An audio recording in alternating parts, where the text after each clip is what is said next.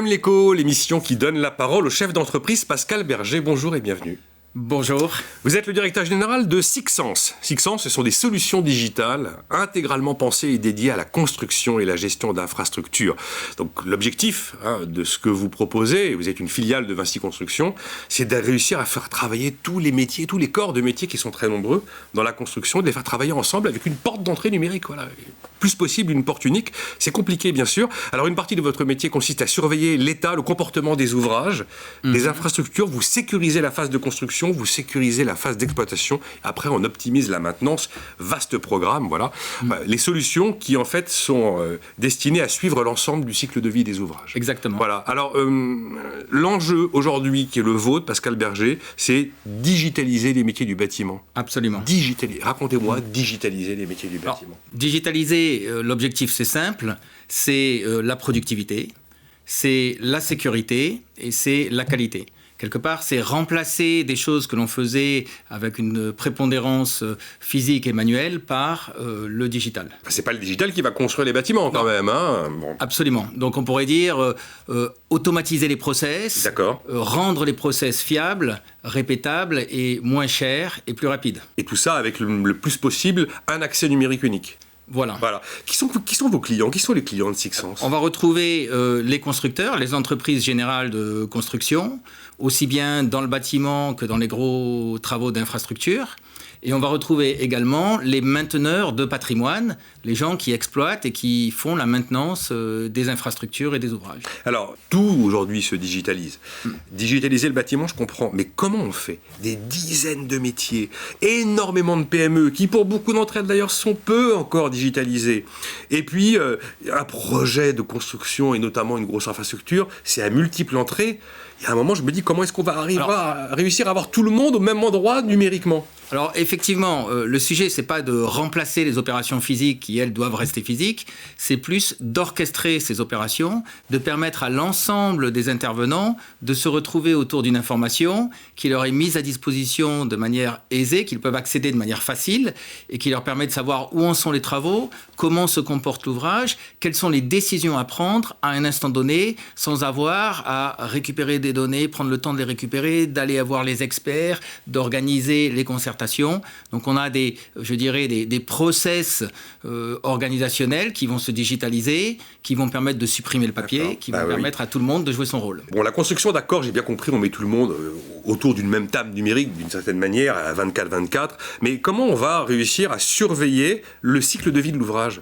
Excusez-moi, mais alors, on met des capteurs sur le ciment, voilà. Des choses un peu peut-être aberrantes, mais c'est ça, surveiller le cycle de vie d'un ouvrage. Je dis qu'en fait, pour arriver à cette fin, il y a 4 données d'entrée. Allez-y. La première, c'est la capacité à collecter des informations. Alors, collecter des informations, ce sont des capteurs, c'est de l'instrumentation, ça peut être aussi des données satellites, ce sont des scans laser, ce sont de la photogrammétrie, c'est de la vidéo. Donc, toute source d'information est bonne à prendre. Ensuite, on met en place des solutions métiers qui vont permettre de transformer le process en process digital. Les données d'entrée vont permettre donc d'orchestrer la décision, comme je l'expliquais tout à l'heure. Et il y a 2 autres données qui sont fondamentales. La première, c'est la technologie disponible aujourd'hui pour la visualisation 3D des éléments. C'est-à-dire que ça permet à l'utilisateur final tout de suite de se projeter et de prendre des décisions sans avoir à en référer par des tiers qui, eux, sont capables d'interpréter les données. Et enfin, un autre facteur qui est fondamental, c'est ce que j'appellerais le traitement de masse de l'information, le big data, l'intelligence artificielle, la capacité de croiser les données, et là, de faire émerger de nouvelles informations, encore une fois, pour une prise de décision rapide et qui permet de fiabiliser, de gérer les risques, si je puis dire. Il n'y a pas beaucoup de secteurs d'activité qui font intervenir autant de gens différents, d'horizons très différents, qui ne se connaissaient pas une semaine avant, autour d'un seul projet unique. Vous êtes quand même dans un secteur d'activité particulier par rapport à la question de la digitalisation. Absolument. Et c'est aussi ce qui explique pourquoi le monde du BTP, finalement, se digitalise plus lentement que d'autres industries. C'est un des derniers secteurs à se digitaliser. Et si on en est là, c'est pas parce qu'à la base, les gens sont réfractaires. C'est parce qu'effectivement, il est plus compliqué de le faire. Alors, vous parlez de ce phénomène, je dirais, d'interdépendance de tous les acteurs. Il y a un autre phénomène qui est fondamental, c'est qu'un chantier, c'est un projet unique. Or, le digital, fondamentalement, repose sur la répétabilité et la standardisation. Donc on est encore dans une phase d'émergence de la digitalisation, si je puis dire, où les standards du marché qui vont permettre à des solutions de se répandre à grande échelle n'ont pas encore émergé. Il y a la particularité du secteur du BTP qui peine à se digitaliser, et on l'a compris, mais parmi les éléments bloquants, il y a aussi la difficulté aux solutions numériques de pouvoir jouer les caméléons en fonction des projets et de la complexité des projets. Ça, on pourrait l'exprimer sous une autre façon, c'est-à-dire qu'en fait, il y a aussi à marier deux modèles économiques qui ne sont pas, à la base, fonctionnent pas sur les mêmes principes. Lesquels ces modèles donc? Alors, dans le monde du BTP, on va parler d'un projet, et le projet, il a un début et une fin, et une rentabilité qui est intrinsèque à ce projet et qui se calcule sur la durée de ce projet, alors qu'au contraire, la solution digitale qui va nécessiter des investissements souvent coûteux, qui vont être amortis dans le temps, il va falloir l'amortir sur de nombreux projets.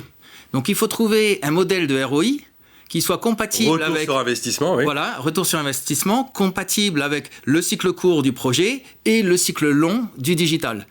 Donc ça aussi, c'est Vous voulez vous arracher les cheveux chez Sixence parfois? Il faut savoir être agile, un peu. Il faut savoir trouver les bonnes recettes et naviguer pour trouver la recette qui marche. Hein. Oui. Alors j'imagine, parce que vous n'avez pas le choix, vous êtes comme tous les autres acteurs de la vie économique, plus passer à côté des enjeux sociétaux, des enjeux environnementaux. Et alors, si le BTP fait bien partie des secteurs pointés du doigt sur les questions environnementales, il est l'un des dans le top 3. Il n'y a aucun problème là-dessus. Absolument, oui. Est-ce que là aussi, des solutions digitales, vos solutions digitales chez Sixence, vont pouvoir aider à relever ces défis environnementaux qui sont un vrai sujet aujourd'hui pour le BTP? Et encore une fois, sur ce sujet-là, comme pour la digitalisation, il n'est pas très en avance. Alors, tout à fait. Et c'est vraiment un des facteurs porteurs du marché actuellement. C'est-à-dire que, si je prends juste un exemple, dans la phase d'exploitation et de maintenance des ouvrages, les technologies qui permettent d'assurer la pérennité des ouvrages dans le temps, de prolonger leur durée de vie, de mieux savoir quels sont les points de vulnérabilité pour pouvoir les réparer au bon moment et faire en sorte que leur durée de vie soit prolongée, tout ça, ça va contribuer à une meilleure utilisation des infrastructures. Et in fine, on évite de démolir pour reconstruire et on fait un meilleur usage de tous les matériaux qui sont produits, qui sont utilisés. Donc sur la partie exploitation, c'est une équation évidente. L'environnement est vraiment la finalité de la démarche. Merci Pascal Berger, directeur général de Sixence, d'avoir été avec nous aujourd'hui. C'est moi qui vous remercie.